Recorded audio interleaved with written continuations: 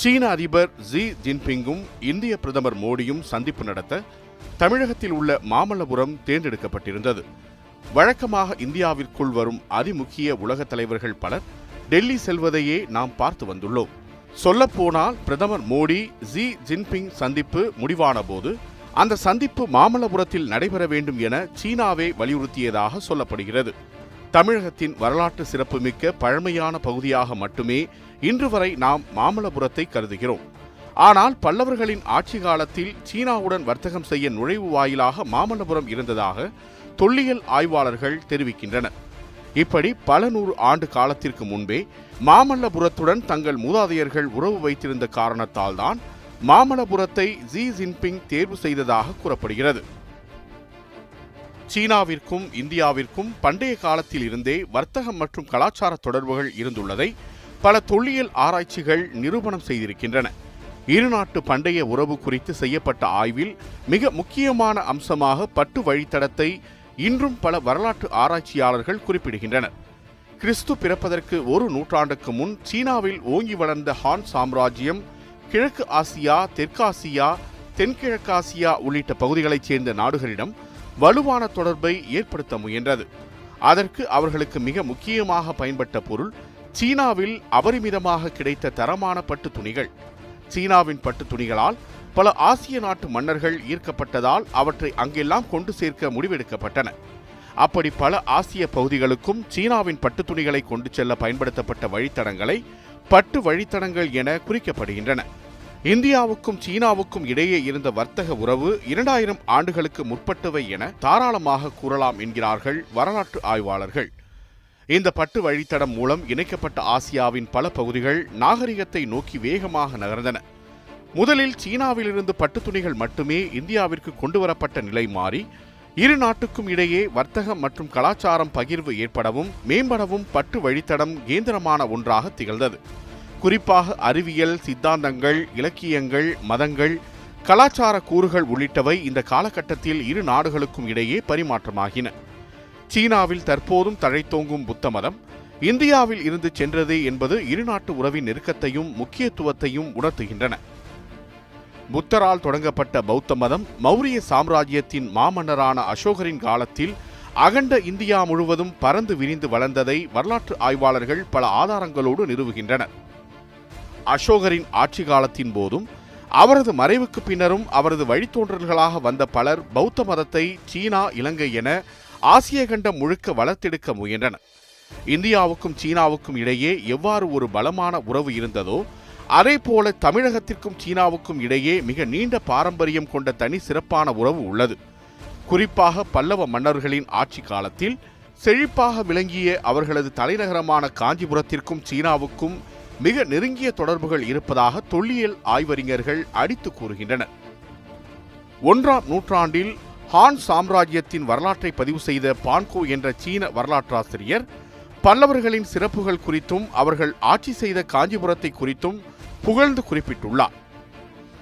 அதேபோல் மாமல்லபுரம் அருகே உள்ள வயலூரில் கண்டெடுக்கப்பட்ட பழங்கால கல்வெட்டுகளில் 6ஆம் நூற்றாண்டில் சீனாவிலிருந்து காஞ்சிபுரத்திற்கு வந்த ஏராளமான சீன அரசு அதிகாரிகள் குறித்து குறிப்பிடப்பட்டுள்ளது.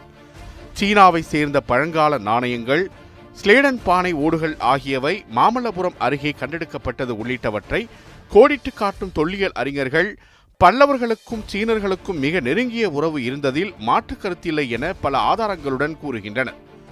சீனா உள்ளிட்ட பல கிழக்காசிய நாடுகளுடன் வர்த்தக தொடர்பை மேம்படுத்த நினைத்த பல்லவர்கள் கடற்கரையில் அமைந்திருந்த தங்களின் அழகிய நகரமான மாமல்லபுரத்தில் மாபெரும் துறைமுகத்தை அமைத்தனர். இந்த துறைமுகம் வழியே சீனாவுடன் மிக பிரம்மாண்ட கடல் வணிகத்தை பல்லவர்கள் மேற்கொண்டனர்.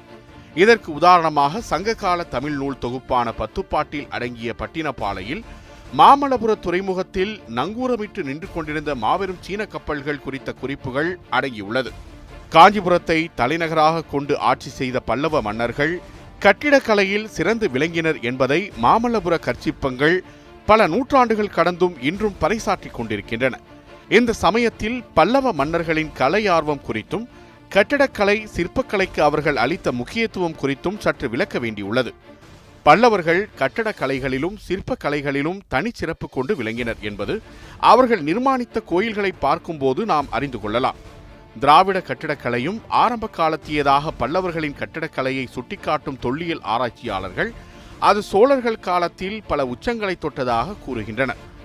முதல் முறை மலைகளை குடைந்து சிற்பங்கள், கட்டிடங்கள் உள்ளிட்டவை அமைத்து தங்கள் திறமையை வெளிப்படுத்திய பல்லவர்கள் குடவரை கோயில்களில் சிறந்து விளங்கினர். அதேபோல் தனித்தனி பிரம்மாண்ட பாறைகளை குடைந்து கோயில்கள் மற்றும் சிற்பங்களை அமைப்பதிலும் அவர்கள் தேர்ந்து விளங்கினர். அதற்கு உதாரணமாக மாமல்லபுரம் கோயில்கள் மற்றும் கற்சிற்பங்கள் உள்ளிட்டவை விளங்குகின்றன. குடவரை சிற்பங்கள், தனிப்பாறை கட்டடங்கள் என 2 கட்டடக்கலைகளிலும் முன்னோடியாக திகழ்ந்த பல்லவர்கள் 5ஆம் நூற்றாண்டிலிருந்து 7ஆம் நூற்றாண்டு வரை அதில் உச்சபட்ச கலைப்படைப்புகளை உருவாக்கினர். 6ஆம் நூற்றாண்டிலிருந்து 9ஆம் நூற்றாண்டு வரை தமிழகத்தில் கட்டப்பட்ட பல கோயில்கள் பல்லவர்களின் கட்டடக்கலையை பிரதிபலித்தன. காஞ்சிபுரம் கைலாசநாதர் கோயில், வைகுண்ட பெருமாள் கோயில், மாமல்லபுர கடற்கரை கோயில், ரத கோயில், அர்ஜுனன் தபசு என பல கலை அதிசயங்கள் இந்த காலகட்டங்களில் நிறுவப்பட்டன. குறிப்பாக 1ஆம் மகேந்திரவர்மன், ராஜவர்மன், நந்திவர்மன், 1ஆம் நரசிம்ம பல்லவன், 2ஆம் நரசிம்ம பல்லவன் உள்ளிட்ட பல்லவ மன்னர்களின் ஆட்சி காலத்தில் பல்லவர்களின் கட்டடக்கலை தழைத்து வளர்ந்திருந்தது. தமிழகத்தின் கலைக்கூடமாக பல்லவ நாடு திகழ்ந்ததால் மாமல்லபுரம் என்னும் அழகிய கொஞ்சும் கடல் நகரம் 7ஆம் நூற்றாண்டில் 1ஆம் நரசிம்மவர்மனால் கட்டியமைக்கப்பட்டதாக ஆய்வு தகவல்கள் தெரிவிக்கின்றன. சிற்ப கலைகளிலும் கட்டடக்கலைகளிலும் மிகுந்த ஆர்வம் கொண்டவரான நரசிம்மவர்மன் பல்லவர்களின் சிற்பம் மற்றும் கட்டடக்கலை திறனை பிரதிபலிக்கும் வகையில் மாமல்லபுரத்தை கட்டமைத்தார். குறிப்பாக மகாபாரதத்தில் சொல்லப்பட்டுள்ள பாண்டவர்களின் பெருமையை குறிப்பிடும் வகையில் 5 தனித்தனி பாறைகளை கொண்டு செதுக்கி அமைக்கப்பட்ட ரத கோயில்கள் பல்லவர்களின் கட்டட திறமைக்கு எடுத்துக்காட்டாக உள்ளது.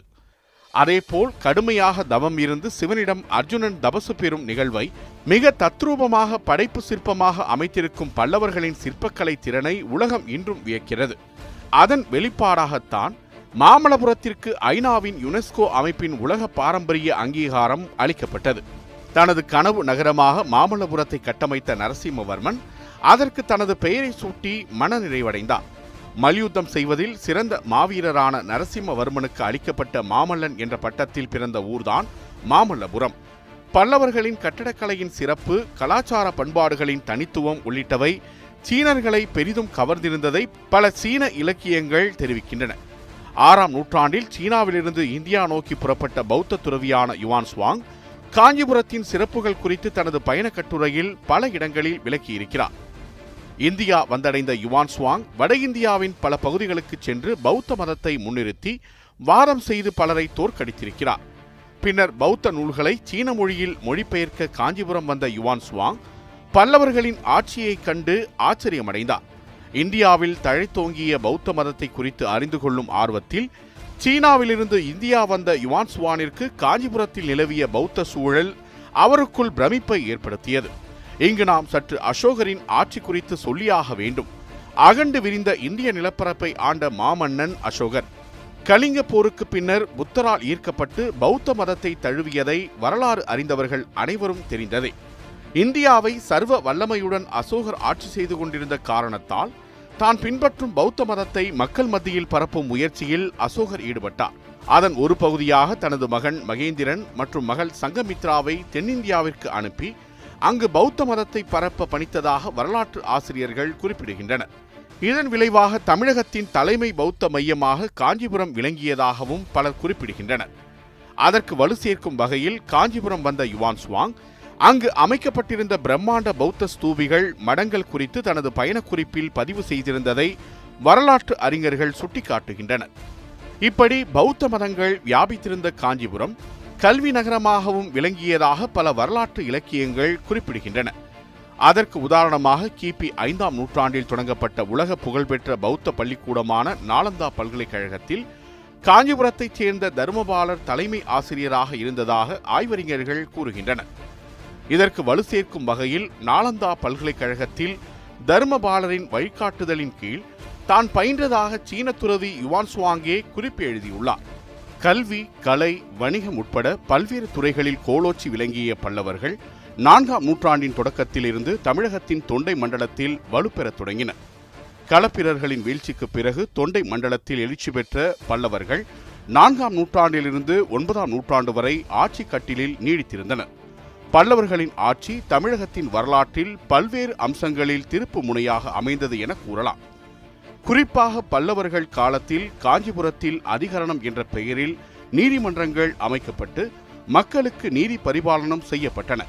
இந்த நீதிமன்றங்கள் அனைத்தும் மன்னரின் நேரடி கட்டுப்பாட்டில் இயங்கியதாகவும் ஒவ்வொரு நீதிமன்றங்களுக்கும் கீழ் பல்வேறு சிறிய நீதிமன்றங்கள் உருவாக்கப்பட்டு மக்களுக்கு தொய்வின்றி நீதி கிடைக்க வழிவகை செய்யப்பட்டதாகவும் ஆய்வறிஞர்கள் தெரிவிக்கின்றனர். அதேபோல் வேளாண்மை பாதுகாப்பதை பெரிதாக கருதிய பல்லவர்கள் வனப்பகுதிகளை உழு வயல்களாக மாற்றியமைத்தனர். மேலும் பொதுமக்களின் தேவைக்கும் வேளாண்மை செழிக்கவும் ஏராளமான ஏரிகள், குளங்கள், வாய்க்கால்களை அமைத்து நீர்ப்பாசன வசதியை மேம்படுத்தினர். இதன் நீட்சியாகத்தான் பல்லவர்களுக்கு பின் வந்த சோழ மன்னர்கள் வேளாண்மையை காப்பதிலும் நீர்நிலைகளை உருவாக்குவதிலும் அதிக கவனம் செலுத்தியதாக வரலாற்று ஆய்வாளர்கள் குறிப்பிடுகின்றனர். ஆந்திர பிரதேசம், குஜராத், கர்நாடகா உள்ளிட்ட பகுதிகளில் ஆதிக்கம் செலுத்தி ஆட்சி செய்து கொண்டிருந்த சாதவாகன பேரரசில் பல்லவர்கள் சிற்றரசர்களாக இருந்ததாக கூறப்படுகிறது. பின்னர் சாதவாகன பேரரசின் வலிமை குறைந்ததும் எழத் தொடங்கிய பல்லவர்கள் கிருஷ்ணா ஆற்றிற்கு தென்பகுதியை மையமாக கொண்டு ஆட்சி செய்ய தொடங்கியதாக வரலாற்று அறிஞர்கள் குறிப்பிடுகின்றனர்.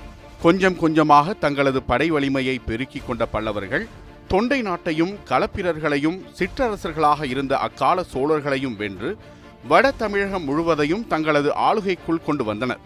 பல்லவர்கள் குறித்து முழுமையான உறுதியான தகவல்கள் எதுவும் இதுவரை கிடைக்காததால் அவர்களது வரலாற்றில் சில தெளிவின்மை நிலவுகிறது. குறிப்பாக பல்லவர்கள் உண்மையில் தமிழர்களே அல்ல, அவர்கள் வட இந்தியாவில் இருந்து வந்தவர்கள் என சிலர் கூறுகின்றனர். அதேபோல் அவர்கள் பாரசீக நாட்டிலிருந்து வந்த பகலவர்கள் எனவும் அவர்கள்தான் பின்னாளில் பல்லவர்களாக அறியப்படுவதாகவும் கூறப்படுகிறது. வின்சென்ட் ஸ்மித் எனும் அயர்லாந்து வரலாற்று ஆசிரியர் இந்தியாவின் பழமையான வரலாற்றை பதிவு செய்யும் போது பல்லவர்களை பாரசீகர்கள் என்றே குறிப்பிட்டிருந்தார். பின்னர் அவர் மேற்கொண்ட சில ஆய்வுகளால் தெளிவு பெற்ற வின்சென்ட் ஸ்மித் தனது புத்தகத்தின் மறுபதிப்பில் பல்லவர்களை தமிழர்கள் என்றும் அதுவே உண்மை என்றும் உறுதிப்பட நிறுவினார். ஆனால் பல்லவர்களின் பின்னணி குறித்து வரலாற்று ஆசிரியர்களிடையே குழப்பமான கருத்துக்கள் நிலவுவதால் அவர்களின் பின்னணியை அறுதியிட்டு கூற முடியாத சூழல் நிலவுகிறது. கிடைக்கப்பெற்ற தரவுகளில் இருந்து பார்க்கும்போது சிவஸ்கந்தவர்மன் என்ற பல்லவ மன்னன் காஞ்சிபுரத்தை மையமாக கொண்டு 4ஆம் நூற்றாண்டு முதல் ஆட்சி செய்ததாக தெரிய வருகிறது. இதைத் தொடர்ந்து இடைக்கால பல்லவர்கள் காலத்தில் தொண்டை மண்டலம் முழுக்க வலிமையாக ஆட்சி செய்த பல்லவர்களில் 2ஆம் ஸ்கந்தவர்மன், சிம்மவர்மன், சிம்ம விஷ்ணு உள்ளிட்டவர்கள் குறிப்பிடத்தகுந்தவர்கள். இதன்பின் 7ஆம் நூற்றாண்டில் காஞ்சிபுரத்தை ஆட்சி செய்த மகேந்திரவர்மன் பொதுப்பணிகளில் ஈடுபட்டு நாட்டு மக்களுக்கு நன்மைகள் செய்ததாக கூறப்படுகிறது. பெரும்பாலும் பல்லவர்கள் சமண மதத்தையோ பௌத்த மதத்தையோ பின்பற்றி வந்த நிலையில் மகேந்திரவர்மனுக்கு பின்தான் சைவ மதத்திற்கு மாறியதாக வரலாற்று ஆய்வுகள் கூறுகின்றன. பல்லவர்கள் தங்கள் ஆட்சி காலத்தில் பல்வேறு போர்களை எதிர்கொண்டுள்ளனர். குறிப்பாக களப்பிரர்களிடம் போர் புரிந்த பல்லவர்கள் தங்கள் படை வலிமையால் தமிழகத்தில் வேரூன்றி இருந்த களப்பிரர்களை விரட்டி அடித்தனர். பின்னர் பல்லவ சாம்ராஜ்யத்தை கைப்பற்ற முயன்ற குப்தர்கள், சாளுக்கியர்கள், பாண்டியர்கள் உள்ளிட்டவர்களை போரில் வெற்றி கொண்டு தங்கள் படை வலிமையை நிரூபித்துள்ளனர். தொடக்கத்தில் சிற்றரசர்களாக இருந்த சோழர்கள் 9ஆம் நூற்றாண்டில் கொஞ்சம் கொஞ்சமாக தங்கள் படை வலிமையை பெருக்கிக் கொண்டனர். படை வலிமையை கொண்டு தங்கள் நிலப்பரப்பை விரிவுபடுத்திய சோழர்கள் பல்லவர்கள் மீது தொடர் போர் புரிந்து அவர்களை வீழ்த்தினர். இன்று இந்தியாவில் புகழ்பெற்ற சின்னங்களாக அஜந்தா குகை சிற்பங்கள், எலிஃபண்டா குகைகள், குதுப்பினார் கோபுரம், கஜுராஹோ கோயில், தஞ்சை பெரிய கோயில் உள்ளிட்டவை திகழ்கின்றன. அந்த வகையில் மாமல்லபுரம் சிற்பங்களும் பல்லவர்களின் கட்டடங்களும் தமிழர்களின் நாகரிகத்தை உலகிற்கு எடுத்துரைக்கின்றன. களப்பிரர்களின் வீழ்ச்சிக்கு பிறகு தொண்டை மண்டலத்தில் எழுச்சி பெற்ற பல்லவர்கள் 4ஆம் நூற்றாண்டில் இருந்து 9ஆம் நூற்றாண்டு வரை ஆட்சி கட்டிலில் நீடித்திருந்தனர். பல்லவர்களின் ஆட்சி காலத்தில் கட்டடக்கலை உள்ளிட்ட பல கலைகள் சிறந்து விளங்கியதாக கூறும் அதே சமயத்தில் அவர்களின் ஆட்சி காலத்தில்தான் தமிழகத்தில் இருந்த பௌத்த மதமும் சமண மதமும் தேய்மானம் அடைந்ததாக பல தொல்லியல் ஆராய்ச்சியாளர்கள் விமர்சிக்கின்றனர். அதேபோல் பல்லவர் காலத்தில்தான் தமிழக சமூக அமைப்பில் தமிழ் மொழி கடும் பாதிப்புகளை சந்திக்க தொடங்கியதாகவும் கோயில்களுக்குள் சமஸ்கிருத மொழி நுழைய பல்லவ மன்னர்களே தொடக்கமாக இருந்ததாகவும் குற்றச்சாட்டுகள் வைக்கப்படுகின்றன. குறிப்பாக மன்னர்களின் நெருங்கிய வட்டத்திலும் அரசியல் பதவிகளிலும் இருந்த பல பௌத்தர்களும் சமணர்களும் புறக்கணிக்கப்பட்டதாகவும் கூறப்படுகிறது. பௌத்த பள்ளிகளும் மடங்களும் தமிழகத்தில் இருந்து கொஞ்சம் கொஞ்சமாக அழிவை நோக்கி செல்ல பல்லவர்கள் செயலே காரணமாக இருந்ததாகவும் விமர்சிக்கப்படுகிறது. அதே சமயத்தில் பல்லவ ஆட்சி காலத்தில்தான் 6ஆம் நூற்றாண்டு தொடங்கி தமிழ் பக்தி இயக்கம் தமிழகம் முழுவதும் பிரபலமடைந்தன. குறிப்பாக சமண பௌத்த கருத்தியலுக்கு எதிராக நாயன்மார்களும் ஆழ்வார்களும் எதிர்வாதம் செய்து சைவம் மற்றும் வைணவத்தை மக்களிடம் பிரபலப்படுத்தினர். சைவத்தை பரப்பும் நாயன்மார்களும் வைணவத்தை பரப்பும் ஆழ்வார்களும் பல்லவ மன்னர்கள் மத்தியில் செல்வாக்கு பெற்றனர். சமண மதத்தை பின்பற்றி வந்த மகேந்திரவர்மன் அப்பரின் சைவ பாடல்கள் மற்றும் வாதங்களால் ஈர்க்கப்பட்டு சைவத்திற்கு மாறியதாக வரலாற்று ஆசிரியர்கள் கூறுகின்றனர். இதன்பின் வந்த எழுச்சி பெற்ற சோழர்களும் பல்லவர்களின் வழியில் பௌத்த சமணத்தை தவிர்த்துவிட்டு சைவ வைணவத்தை பின்பற்றத் தொடங்கியதாக ஆய்வுகள் கூறுகின்றன. 9ஆம் நூற்றாண்டில் பல்லவர்களின் வீழ்ச்சிக்கு பிறகு பெரும் எழுச்சி பெற்ற சோழர்கள் தொண்டை மண்டலம் மொத்தத்தையும் தனது ஆளுகைக்குள் கொண்டு வந்தனர். காஞ்சிபுரம், மாமல்லபுரம் உள்ளிட்ட பல்லவ மன்னர்களின் பிரதான நகரங்கள் சோழர்களின் கோட்டைகளாக மாறின. பல்லவ மன்னர்கள் சீனர்களோடு கொண்டிருந்த நெருங்கிய வர்த்தக உறவு சோழர்களுக்கு மிகப்பெரிய வாய்ப்பாக இருந்தது. அந்த வாய்ப்பை சோழர்கள் கச்சிதமாக பயன்படுத்தி கொண்டு தங்கள் பலத்தை மேலும் வலுப்படுத்தினர். பல்லவர்கள் சீனர்களுடன் கொண்டிருந்த உறவை சோழர்களும் தொடர்ந்தனர். சொல்லப்போனால் அந்த உறவை சோழர்கள் மேலும் வலுவாக கட்டமைத்தனர். பல்லவர்களுக்கும் சீனர்களுக்கும் மாமல்லபுரம் எப்படி ஒரு பாலமாக இருந்ததோ அவ்வாறே சோழர்களும் மாமல்லபுரம் துறைமுகம் மூலமாக சீனாவுடன் வர்த்தகம் செய்தனர். குறிப்பாக இடைக்கால சோழனான 1ஆம் ராஜராஜ சோழனும் பிற்கால சோழனான குலோத்துங்க சோழனும் சீனாவுடனான உறவை மிக முக்கியமானதாக கருதி பேணி காத்தனர். மாமல்லபுரத்தை சீனாவுடன் இணைக்கும் மற்றொரு வரலாற்று முக்கிய புள்ளியாக இருப்பவர் போதிதர்மர். போதிதர்மர் குறித்து பல சீன குறிப்புகள் வரலாறு முழுவதும் காண கிடைக்கின்றன. தன்லின் எனும் பௌத்த துறவி போதிதர்மரின் வாழ்க்கை குறித்து குறிப்பு எழுதியுள்ளார். அதில் தர்மா மாஸ்டர் என போதிதர்மரை குறிப்பிடும் அவர், போதிதர்மர் இந்தியாவின் தென்பகுதியிலிருந்து சீனா வந்ததாகவும், குறிப்பாக அரச குடும்பத்தில் பிறந்த அவர் மகாயான பௌத்தத்தில் சிறந்து விளங்கியதாகவும் குறிப்பிட்டுள்ளார். தன்லினின் குறிப்புகளை ஆய்வு செய்த வரலாற்று ஆராய்ச்சியாளர்கள் மாமல்லபுரத்திற்கும் சீனாவிற்கும் இருந்த நெருங்கிய தொடர்பை குறிப்பிட்டு போதிதர்மர் நிச்சயம் காஞ்சிபுரத்தைச் சேர்ந்தவர் என்ற முடிவை முன்வைக்கின்றனர். அதேபோல் மகாயான பௌத்தத்தில் போதிதர்மர் சிறந்து விளங்கியதாக குறிப்பிடப்பட்டிருப்பதை கோடிடும் ஆராய்ச்சியாளர்கள் தென்னிந்தியாவில் மகாயான பௌத்தம் செழித்திருந்த காஞ்சிபுரத்தை தொடர்புபடுத்தி இந்த முடிவுக்கு மேலும் வலு சேர்க்கின்றனர். அதேபோல் பல்லவ மன்னனின் 3வது மகனாக போதிதர்மர் பிறந்தார் என்றும் வரலாற்று குறிப்பில் இருந்து பல ஆதாரங்களை ஆராய்ச்சியாளர்கள் எடுத்து காட்டுகின்றனர். புத்தரின் கோட்பாடுகள் மற்ற நாடுகளில் வலுவிழந்ததாக உணர்ந்த போதிதர்மர் அதை வலுப்படுத்தும் நோக்கில் சீனாவிற்கு பயணம் செய்ததாக கூறப்படுகிறது. வர்மக்கலை, களரி உள்ளிட்ட பல கலைகளில் சிறந்து விளங்கிய போதிதர்மர் பௌத்தம் மீது மிகுந்த ஆர்வம் கொண்டு வாழ்க்கை குறித்தும் இறப்பு குறித்தும் உண்மையை அறிந்து கொள்ள விரும்பினார். அதன் வெளிப்பாடாக புத்தரின் நேரடி மரபில் 27வது வழித்தோன்றலான பிரஜனதாரா என்பவரை தனது குருவாக ஏற்றுக்கொண்டார் போதிதர்மர். அவரிடம் தியானத்தை மையமாக கொண்ட லங்கவத்ர சூத்ரா வழியில் பரிநிர்வாணத்தை அடையும் முயற்சியில் போதிதர்மர் ஈடுபட்டார். பின்னர் பிரஜனதாராவின் விருப்பத்திற்கு இணங்க சீனா சென்ற போதிதர்மர் சென் பௌத்தத்தை அங்குள்ளவர்களுக்கு கற்றுக் கொடுக்க தொடங்கினார். போதிதர்மர் குறித்து அதிகப்படியான தகவல்கள் எதையும் நம் வரலாற்றில் காண முடியவில்லை என்றாலும் சீன வரலாற்று குறிப்புகளில் அவர் குறித்த சில தகவல்கள் இருப்பதை நம்மால் அறிய முடியும். அதில் 5ஆம் நூற்றாண்டில் காஞ்சிபுரத்தை ஆண்டு வந்த பல்லவ மன்னன் ஒருவனின் 3ஆம் மகனாக போதிதர்மர் பிறந்ததாக கூறப்படுகிறது. போதிதர்மரின் உண்மையான பெயர் என்ன என்பது குறித்த ஆவணங்கள் கிடைக்கவில்லை என்பதே உண்மை. பௌத்த மதத்தை பின்பற்றி புத்தரை போல் போதி மரத்தின் அடியில் அவர் தவம் செய்ததால் அந்த பெயர் அவருக்கு வந்திருக்கலாம் என ஆய்வறிஞர்கள் ஊகிக்கின்றனர். எப்படி இருந்தாலும் போதிதர்மர் தமிழகத்தில் இருந்துதான் வந்தவர் என்பதற்கு சில ஆதாரங்கள் நமக்கு இன்றும் காண கிடைக்கின்றன. ஷாவ்லின் பௌத்த பள்ளியில் காண கிடைக்கும் போதிதர்மரின் சிலைகளானாலும் சீன குறிப்புகளில் இருக்கும் போதிதர்மரின் ஓவியங்களானாலும் அதில் போதிதர்மர் தமிழர்களின் உருவத் தோற்றத்தில்தான் காணப்படுகிறார். சீனர்களைப் போல் அல்லாமல் தமிழர்களைப் போல் அகண்ட கண்கள், விரிந்த நெற்றி கொண்ட முக வடிவம், கருமையான நிறம் என அனைத்து கூறுகளும் போதிதர்மர் தமிழர் என்பதை திரும்ப திரும்ப கூறுகின்றன. பிரஜனதாராவை தொடர்ந்து புத்தரின் நேரடி மரபில் 28வது வழித்தோன்றலாக மாறிய போதிதர்மர் புத்த பத்ரா என்ற மற்றொரு இந்திய பௌத்த துறவி சீனாவில் தொடங்கிய ஷாவ்லின் பள்ளியில் சென் பௌத்தத்தை கற்றுக் கொடுக்க தொடங்கினார். லங்கபத்ர சூத்திரத்தின் மூலம் பரிநிர்வாணம் அடையும் வழியை சென் பௌத்தமாக சீனா முழுவதும் பிரபலப்படுத்தினார் போதிதர்மர்.